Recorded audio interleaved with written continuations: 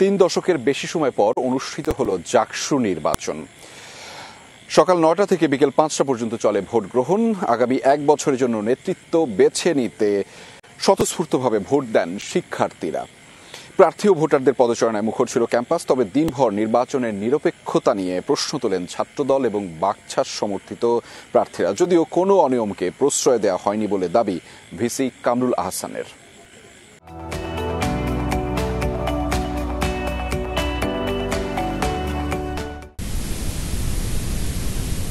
সকালে ভারী বৃষ্টি উপেক্ষা করেই কেন্দ্রে কেন্দ্রে লাইনে দাঁড়ান ভোটাররা।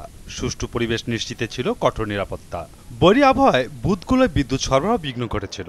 বিকল্প উপায়ে স্বাভাবিক রাখার চেষ্টা চালিয়ে যান সংশ্লিষ্টরা। ভোট দিয়ে শিক্ষার্থীরা জানান আকাঙ্ক্ষার কথা।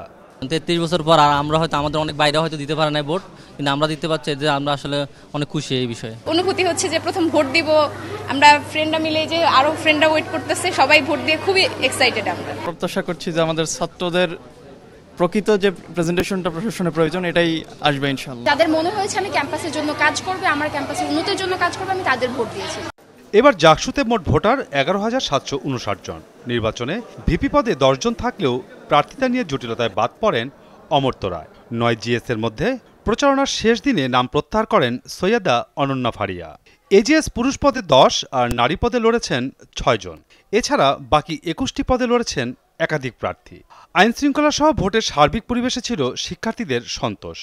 এত বছর পরে একটা জাকসু নির্বাচন, সেই জাকসু নির্বাচনে ভোট দিয়ে আগামী নেতৃত্ব নির্বাচনের জন্য তারা কিন্তু মুখিয়ে আছে। পরিবেশটা ভালো মনে হয়েছে, নির্ভেজাল মনে হয়েছে। পরিবেশ আজকে দেখতে পাচ্ছি সেটা খুব উৎসবপূর্ণ পরিবেশ, সবাই খুব উৎসাহের সঙ্গে ভোট প্রদান করতে যাচ্ছে। অবশ্য নিরপেক্ষতা নিয়েও প্রশ্ন তোলেন একাধিক প্রার্থী। নানা অনিয়মের অভিযোগ তুলে ধরেন তারা। ওএমআর মেশিন যেটার মাধ্যমে ভোট গণনা হবে, সেইটা যে প্রতিষ্ঠান থেকে কেনা হয়েছে বা যে প্রতিষ্ঠান থেকে আনা হয়েছে সেই প্রতিষ্ঠানের কর্ণধার একজন জামাত নেতা। আমরা তারপরে আবার শুনতে পারি যে আপনার যে ব্যালট পেপার, সেই ব্যালট পেপারটাও যে জায়গা থেকে প্রিন্ট করা হয়েছে সেটাও একটা জামাতের প্রতিষ্ঠান। ভিসি কামরুল আহসানের দাবি, কোনো অনিয়মকে প্রশ্রয় দেওয়া হয়নি জাকসু নির্বাচনে। বলেন, কোনো দলকে বাড়তি সুবিধা দেয়নি প্রশাসন।